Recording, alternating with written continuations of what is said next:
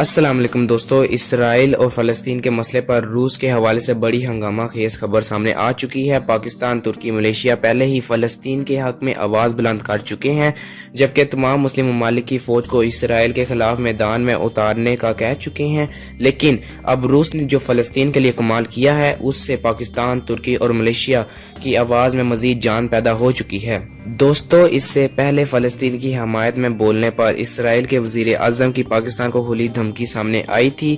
Video میں آگے discuss کرنے سے پہلے آپ تمام دوستوں سے چھوٹی سی ریکویسٹ ہے کہ پاک ٹائم نیوز کو سبسکرائب کریں اور ساتھ ہی بیل آئیکن کو ضرور پریس کریں تاکہ آپ کو اسی طرح کی لیٹسٹ ویڈیو کی نوٹیفیکیشن سب سے پہلے مل سکے۔